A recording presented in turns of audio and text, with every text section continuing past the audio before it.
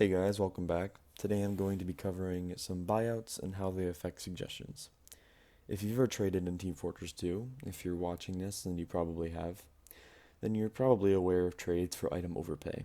Items tend not to be the best form of payment when we are concerned about pricing, due to peer or cash sales typically being much more indicative of the hat's value. If a user's pure buyout on an unusual hat was 100 keys, but ends up selling it for 130 in items, the item would be better priced at 100 because the user probably would have taken that if offered.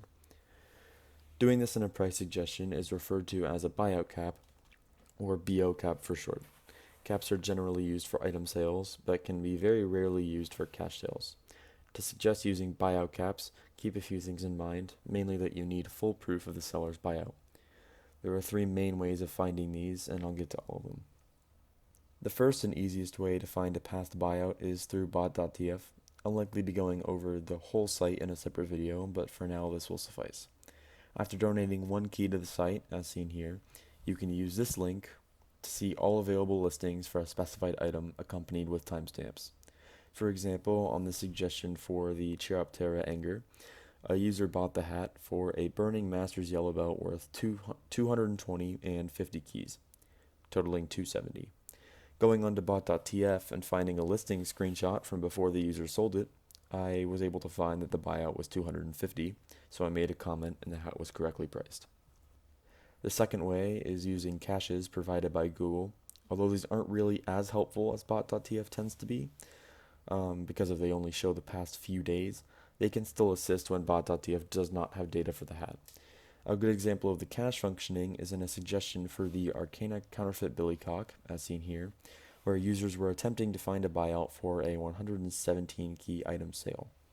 Through the cache, Backpack Mods found the buyout was 85 and it was resuggested.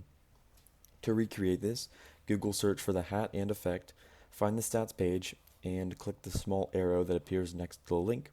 It will show you a small text box named cache and will take you to the stats page a few days prior. If you're using this method, it is very important that you screenshot the data you find, as caches are not stationary. The data you find will likely not be there for future reference. The third method is the old-fashioned way, or just adding the seller and asking what their buyout was. This is typically only done when the suggestion would not work without a buyout cap, or if the seller happens to find the suggestion and comment on it. In this case, a hat priced at 105 had a sale for $720, an exorbitant amount with no further proof or inquiry into its terms. A site moderator added the seller and noted that the seller would have taken 400 pure if it were offered to him, which served as a makeshift buyout. Another form of this is just saving the buyout yourself. I did this a few months ago with the Circling Heart head warmer, as you can see here. All of them serve the same purpose, just attempting to keep backpack prices uninflated. For future reference, if you see an item sale that is likely high compared to other sales, just check it for a buyout because it might help out with your range. While on the topic of buyouts, I just wanted to briefly discuss dropping with them. Buyout drops are last-ditch efforts to drop overpriced hats to an owner's buyout. Due to the pricing of items left largely to the community, some hats often go years without a price update. Occasionally, sales will be missed throughout that time window, leaving some very overpriced items remaining without usable sales to drop them with.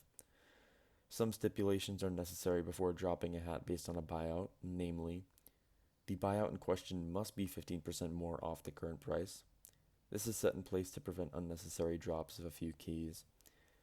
The buyout must be listed for a specific amount of time. For all intents and purposes, a month is long enough to show that hat can't sell at the buyout. And the item in question must be clean, unless the last backpack price was based off a dupe item. I'll be covering this more in depth in another video. The buyout must be reasonably inferred from the listing as well. Backpack listings are the most convenient due to the user's willingness to take their listed amount in pure. However, Marketplace or Steam Community Market listings may also be viable. After all these requirements are met, the item is eligible for a buyout drop. Some examples of these are an antifreeze modest pile of hat, which remained discounted for 30% off for over a month, a minimal wear isotope airwolf wrench, which remained discounted for over 55% off, and a secret to everybody voodoo juju, which remained discounted for 25% off for over 6 months. Buyout drops, at least from my experience, are closed much more often than your average suggestion. Any sale on the dropped hat requires a new suggestion, and if the seller delists the item, it's hard to justify dropping it a significant amount. For this reason, it's good to have excessive evidence. In the case I'm covering for this video, I found an unsold for this electrostatic dreadnought. It's been unsold for 12 keys for around a month, but remains priced at 16. Backpack says it's only been listed for a few days, but using the buyouts I covered earlier, I can prove it's been there for longer. First, I checked bot.tf, but due to there being no bots willing to buy it, there are no screenshots of the item. I then went to the cache for the item, where I found a screenshot from 8 days ago. I found that it had been listed for 12 keys for a month prior to being unlisted, and using this information, I can suggest it to 12 keys. These types of suggestions will likely sit open for a while to see if any further sales occur, but besides that, it greatly helps in dropping vastly overpriced items. Anyway, this concludes buyouts. Next video will likely be on bot.tf, so stay tuned.